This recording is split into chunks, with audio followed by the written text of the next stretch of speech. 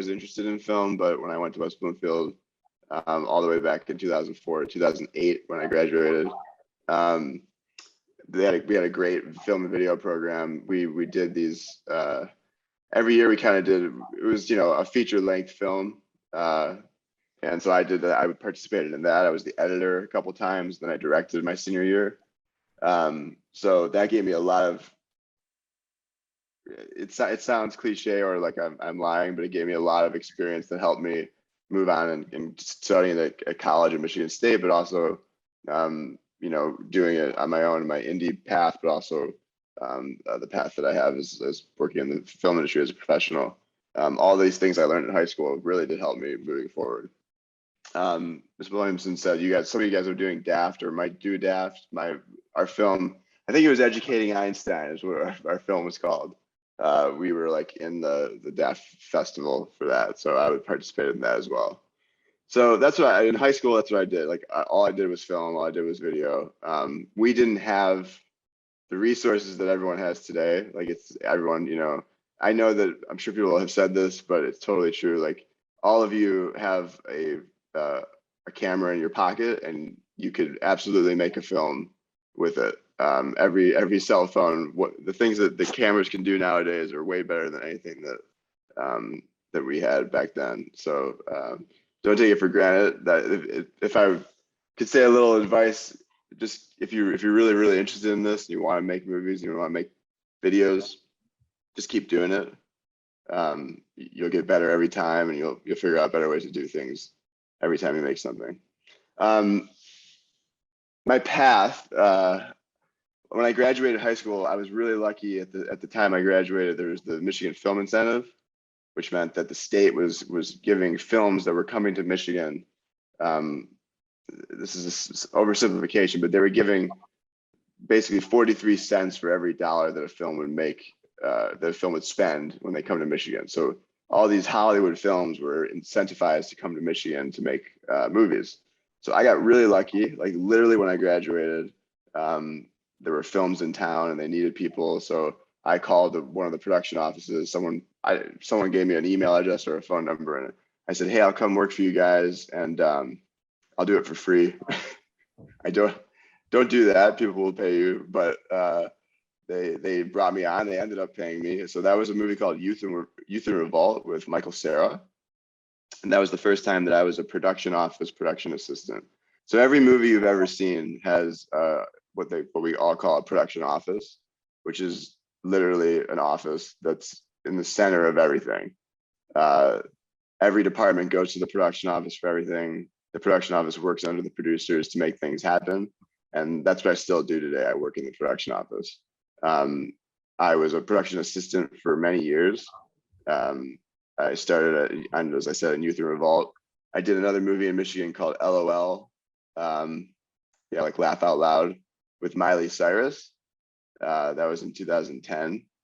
And then I did a couple other things. And then when I graduated from Michigan State, where I studied film and TV, I decided to leave Michigan for a bit. I went down to North Carolina to be the production assistant in the office for Iron Man 3.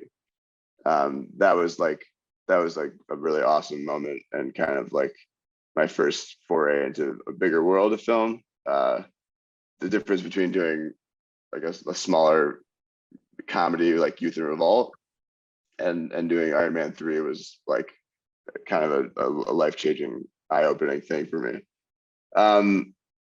I've also worked on a couple of Transformers movies in Michigan, and I worked on Batman versus Superman also as a production assistant. But when the incentive went away around 2015, the first thing I decided to do was just make my own movie. So I had a friend that I worked on a short film with, and he came to me and he said, "Hey, I've got a feature-length film, and I want you to produce it." So I took all the things I learned as working in production offices on films and put that into producing my first indie in 2015 and 2016. That movie is called New Money. We did it. We made it. We made our own movie. We raised our own money. We rented the cameras. We hired the actors. Like you would any movie. It was very low budget, but we're really proud of it. It premiered at the Black Nights Film Festival in Estonia That's a little country next to Russia. It also played in Newport Beach Film Festival in California, and it played at the Indie Memphis Film Festival. And you can go watch it. It's on Amazon Prime, it's on iTunes, it's on Paramount Plus. Something I'm really proud of. So that's my independent film. I've also done short films in between that too. I do that every once in a while. I did a short film a few years ago, and I produced a short film in 2021 that we're now submitting to festivals, called The Chosen One. And that we could on this call find out if we do or do not get into Sundance. We're supposed to find out in the next couple of days. So I've developed this parallel path. I work in production offices. That's my day job. That's how I get paid. That's how I learn things. And then I have this other path where I make my own movies, I make my own short films, and make my own independent feature films. So like my track is producing. I moved out to LA in 2017 to kind of expand my experience. I had never lived here before. And when I moved out here, I started working in the production office for the Avatar sequels. So I worked on Avatar 2 and 3. And that opened up a whole other thing that I never knew, which was motion capture, as you guys are maybe sure. I don't know if you guys have seen Avatar. It seems like it came out a million years ago. So I think a lot of people are being reintroduced to it, but the second one's coming out in a month, and that's the one that I worked on. But that whole movie is motion capture. So that was something that I had never really done before or worked on. And it was a whole new world for me. So it took I worked on that movie for 4 years. A lot of people have worked on it, the Avatar sequels, for like 15 years. But that's what I've mostly been doing out here. I'm now working on, and this week was my 1 year anniversary. I'm working on a Disney Plus show, which I think that's all I can say. I don't want to violate my non-disclosure agreement. I did that under 10 minutes. That's my career. My track is producer. Like I said, I like production, and production in my world is both the logistics of how to make a film happen. Like the producer and his team, which includes the production office, is all about how do we get equipment, how do we get locations, how do we get actors, we hire everyone, we deal with permits, we deal with all the logistical stuff. Shipping's a big thing. How do you get people and things from one place to another? All the things that I call like the behind the scenes, like, you know, you've got your cameramen, camera people, and your gaffers and your electricians and your grips and the art department, but you've got all the people behind that who are kind of doing all the, you know, the logistics stuff, the paperwork, things like that. That's kind of what I've fallen into. But it's also the development process when you're on the indie side. Like, how do we take a script and read through it and go, okay, here's what we need. How do we get it? How do we raise money? That's kind of my track of the filmmaking process. So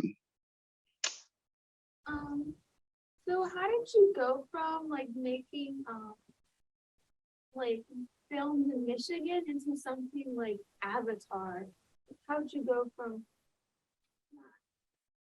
Again, it's these kind of parallel paths. So like I'm a freelance worker, right? So I mean, currently I'm working on a Disney Plus show, but I'm not a Disney salaried worker. I mean, I've been working on this film or this show for a year, but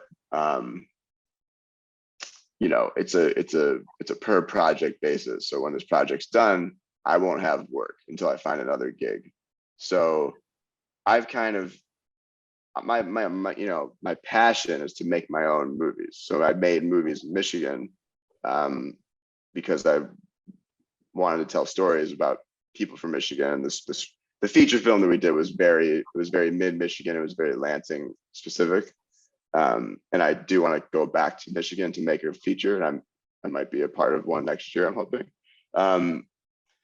But the freelance nature of the industry kind of makes it possible to do what I'm doing, which is to work on these big budget things as an employee, right? Like I'm not the producer of Avatar, but I work under the producer of I worked under the producer of Avatar.